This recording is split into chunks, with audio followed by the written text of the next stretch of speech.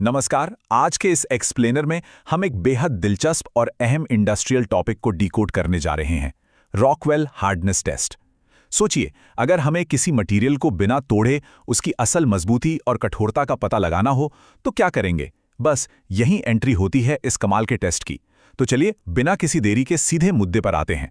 हमारे आज के इस विश्लेषण का रोड मैप एकदम क्लियर है।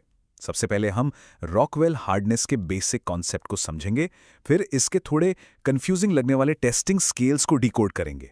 इसके बाद 6 स्टेप्स वाली पूरी टेस्टिंग प्रोसेस देखेंगे, कुछ रियल वर्ल्ड एग्जांपल्स पर बात करेंगे और आखिर में इसके फायदों और लिमिटेशंस को भी परखेंगे। तो आइए अपने पहले सेक्शन से शुरुआत करते हैं, रॉकवेल कठोरता को समझना। इंजीनियरिंग की दुनिया में हमेशा एक बड़ा सवाल रहता है कि भारी दबाव पड़ने पर क्या कोई मटेरियल टूट जाएगा या अपना आकार बदल लेगा। इसका जवाब हार्डनेस यानी कठोरता में छिपा है। आसान भाषा में कहें तो हार्डनेस का मतलब है किसी भी पदार्थ का परमानेंट डिफॉर्मेशन यानी हमेशा के लिए आकार बदल जाने का विरोध करना। इस टेस्ट में दरअसल ये मापा जाता है कि जब एक इंडेंटर, मान लीजिए स्टील की एक छोटी सी गेंद, को एक तय फोर्स के साथ किसी सतह पर दबाया जाता है तो वो कितनी गहराई तक अंदर धंसती है ना? काफी लॉजिकल। अब बढ़ते हैं हमारे दूसरे अहम हिस्से की तरफ, टेस्टिंग स्किल्स को डिकोड करना। रॉकवेल टेस्ट में कई तरह के लेटर्स या अक्षरों का इस्तेमाल होता है जो पहली बार में किसी अल्फाबेट सूप की तरह सिर के ऊपर से जा सकते हैं।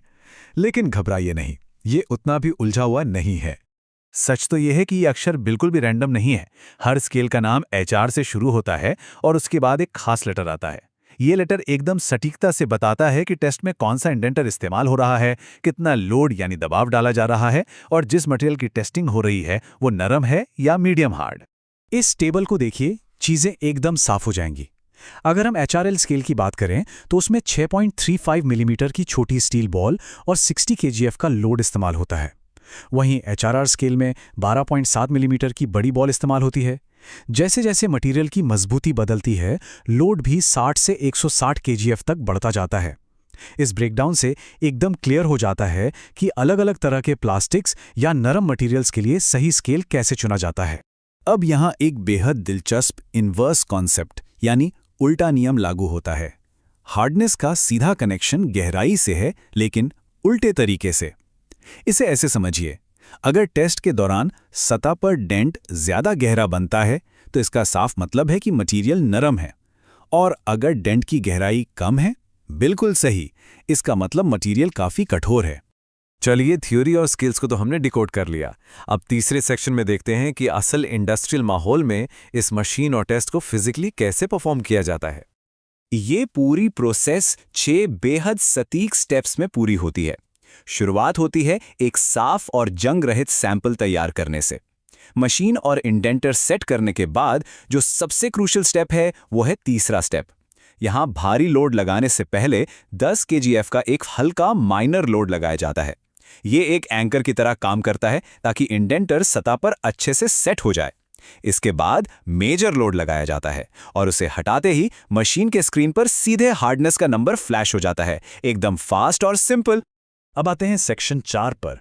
इन थियोरेटिकल नंबर्स को थोड़ा रियल वर्ल्ड सिचुएशंस में रखकर देखते हैं। रोजमर्रा की चीजों का जब टेस्ट होता है तो ये आंकड़े असल में कैसे नजर आते हैं। उदाहरण के लिए, मान लीजिए मशीन ने 75 HRL की रीडिंग दी। इसका मतलब है कि मटेरियल मीडियम सॉफ्ट कैटेगरी का है। हमारे घरों में प्लम्बिंग के लिए जो स्टैंडर्ड PVC या PVC प्लास्टिक पाइप्स इस्तेमाल होते हैं, ये बिल्कुल उसी का एक परफेक्ट उदाहरण है। अब इस नेक्स्ट स्केल पर गौर कीजिए, 85 HRM। यहाँ M का सीधा सा मतलब है कि ये HRL के मुकाबले ज्यादा कठोर मटेरियल है। नायलॉन जैसे मजबूत इंजीनियरिंग प्लास्टिक्स की टेस्टिंग करते वक्त हमें अक्सर इसी तरह की रीडिंग देखने को मिलती है। और इन एग्जाम्पल्स को सम अप करने के लिए HRS स्केल पर 40 की एक लो रीडिंग को देखते हैं। याद है ना, HRS स्केल में बड़े 12.7 मिलीमीटर इंडेंटर का इस्तेमाल होता है। ये नंबर रबर जैसी बहुत ही नरम चीजों को साफ तौर पर इंडिकेट करता है। अब हम इस एक्सप्लेनेयर के आखिरी और बेहद अहम पड़ाव पर आ गए हैं। रॉकवेल टेस्ट यकीनन एक शानदार तकनीक है, लेकिन हर साइंटिफिक प्रोसेस की तरह इसके भी अपने कुछ फायदे और लिमिटेशंस हैं। आइए इनका एक बैलेंस्ड एनालिसिस करते हैं। फायदों की बात करें तो ये टेस्ट सच में एक गेम चेंजर है।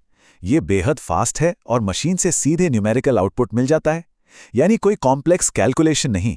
इसके लिए किसी बहुत ज़्यादा ट्रेन्ड ऑपरेटर की भी ज़रूरत नहीं पड़ती। बस यही खासियतें इसे बड़े बड़े मैन्युफैक्चरिंग प्लांट्स और इंडस्ट्रीज का फेवरेट बनाती हैं। लेकिन थोड़ा ठहरिए, कुछ सावधानियां रखना भी उतना ही ज़रूरी है। पहली बात, ये टेस्ट बहुत पतले मटेरियल्स के लिए बिल्कुल भी एक्यूरेट नहीं है। दूसरी सबसे बड़ी बात, अगर सतह पर थोड़ी सी भी गंदगी है, जंग लगा है या गलत स्केल चुन लिया गया है, तो समझ लीजिए पूरा रिजल्ट ही गलत हो जाएगा। इसीलिए मशीन का सही कैलिब्रेशन और इंडेंटर की परफेक्ट पोजीशनिंग इस टेस्ट की जान है। तो अब आज का ये एक्सप्लेनर हमें एक बहुत ही दिलचस्प सवाल के साथ छोड़ जाता है। अगर सतह की एक मामूली सी धूल या अशुद्धता भी रॉकवेल टेस्ट के रिजल्ट्स को पूरी तरह से पलट सकती है, तो सोचिए भविष्य में जब बात अति सूक्ष्म यानी माइक्रोस्कोपिक नैनो मटेरियल्स की होगी, तब उनकी कठोरता को कैसे मापा जाएगा। ये सवाल वाकई मटेरियल साइंस के फ्यूचर को लेकर सोचने पर मजबूर कर देता है। आज के इस एक्सप्लेनर में हमारे साथ जुड़ने के लिए बहुत बहुत शुक्रिया।